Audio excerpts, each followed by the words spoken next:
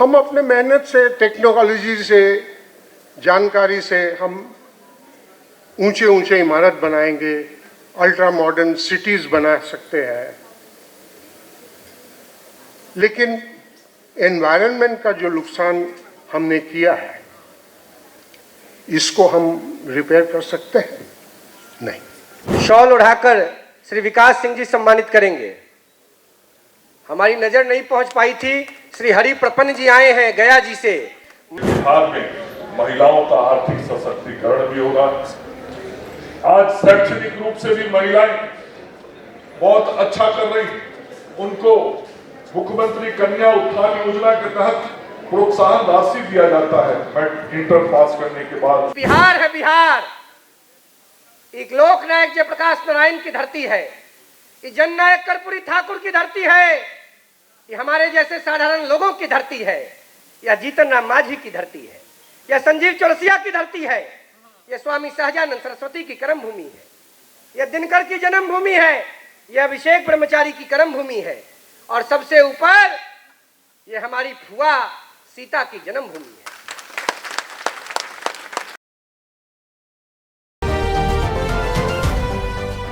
मैं बोलूंगा टॉपिक के ऊपर, भारत 2047।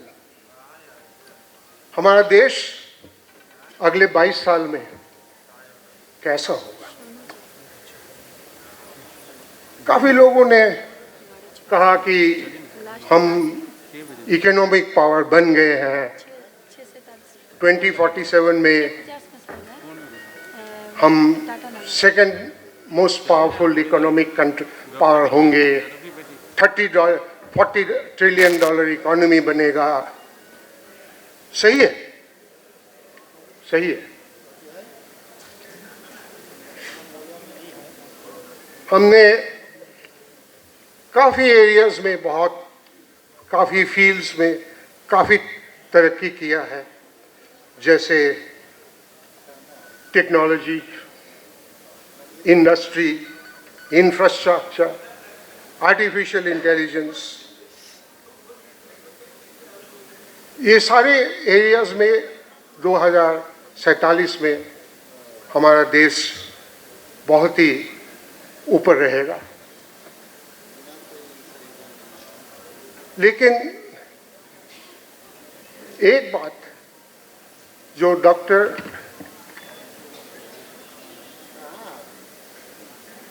राजीव रंजन ने कहा,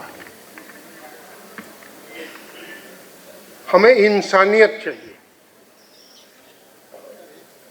हमें 2047 में नेक इंसान और इंसानियत, ये इकोनॉमी के साथ हमें चाहिए गुड ह्यूमन बीइंग्स। इकोनॉमी में हम प्रोग्रेस कर रहे हैं, लेकिन ये प्रोग्रेस के साथ हमें 2047 में जो गैप है गरीब और अमीर के, ये गैप और कम करना है।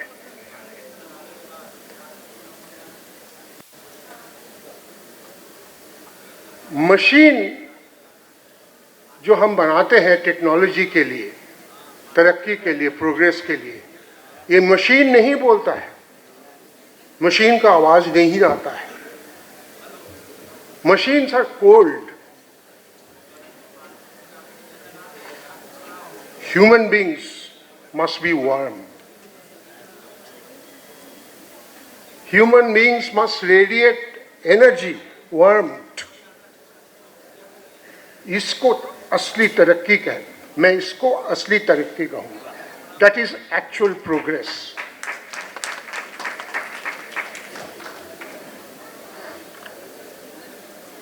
हम अपने मेहनत से, टेक्नोलॉजी से, जानकारी से हम ऊंचे ऊंचे इमारत बनाएंगे, अल्ट्रा मॉडर्न सिटीज बना सकते हैं,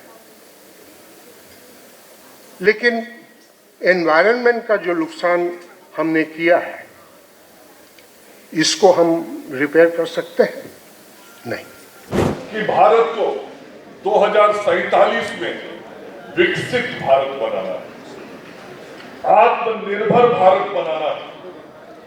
और आदरणीय प्रधानमंत्री नरेंद्र मोदी जी सदैव कहते हैं कि विकसित भारत, समृद्ध भारत और आत्मनिर्भर भारत तभी बन सकता है जब बिहार समृद्ध बनेगा, बिहार विकसित बनेगा और बिहार आत्मनिर्भर बनेगा। ये बहुत साफ तौर पर आदरणीय प्रधानमंत्री जी कहते हैं और कहते ही नहीं करते हैं। और पिछले 11 वर्षों में बिहार के विकास के लिए जो उन्होंने किया है वो हम सब लोगों ने देखा है। 20 वर्षों में माननीय नीतीश कुमार जी के नेतृत्व में जिस प्रकार से बिहार आगे बढ़ा है वह उसी संकल्प का हिस्सा है, विकसित बिहार, समृद्ध भारत।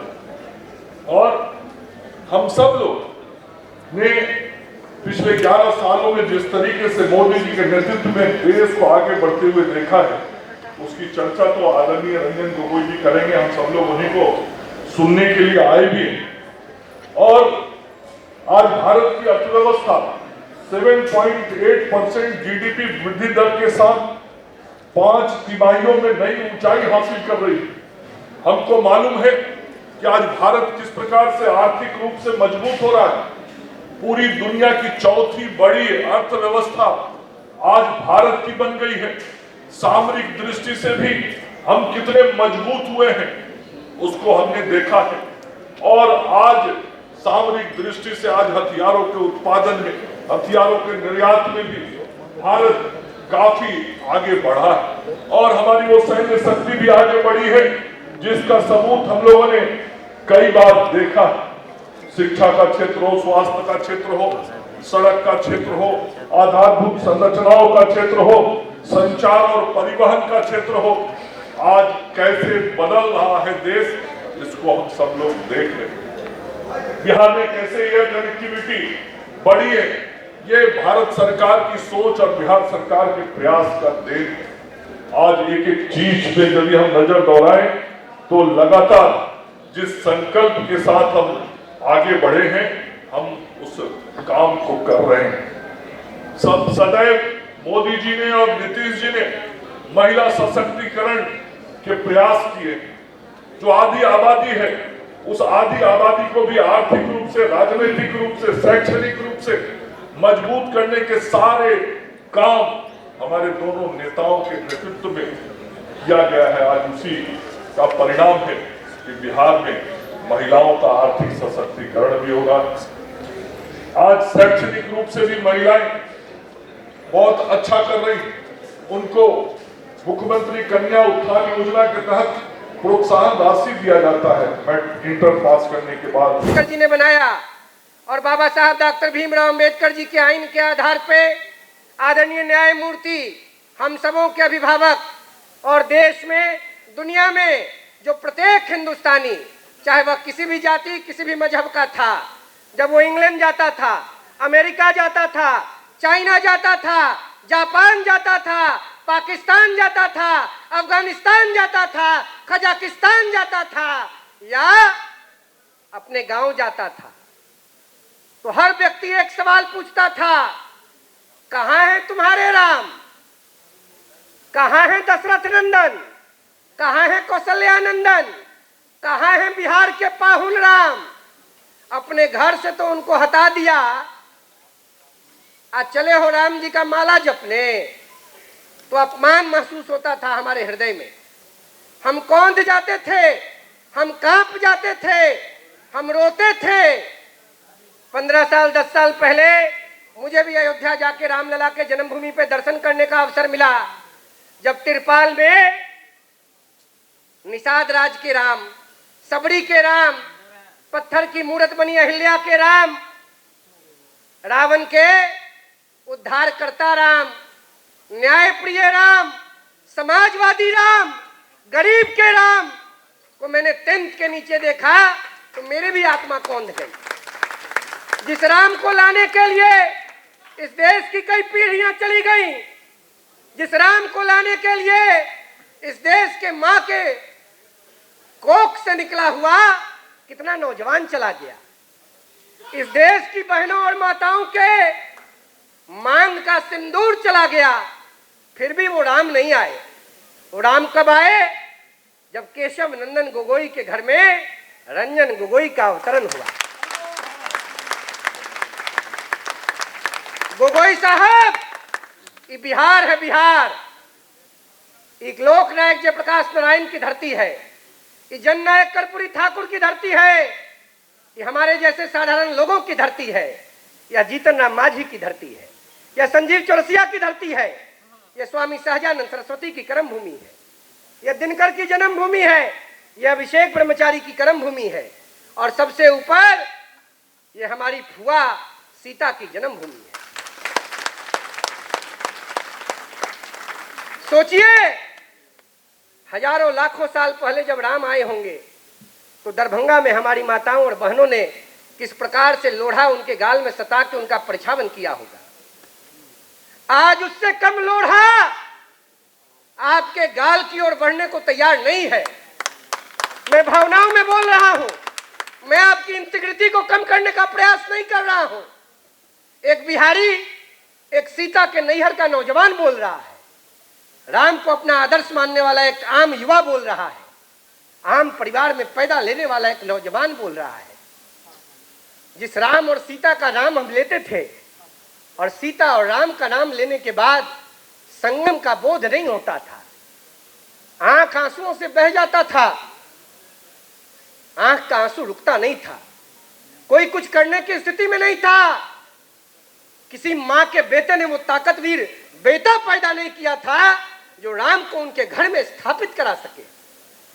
धन्यवाद है देश की जनता को जिन्होंने प्रधानमंत्री के पद पर यशोदाबेन के लाल नरेंद्र भाई मोदी को बैठाया।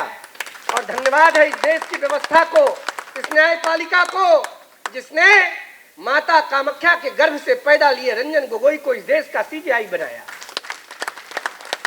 ना मोदी इस देश के प्रधानमंत्री बनते, ना रंजन गोगोई इस देश के सीजीआई बनते, ना इस बिहार की माताओं, बहनों, बुजुर्गों, नौजवानों के साथ न्याय हो पाता।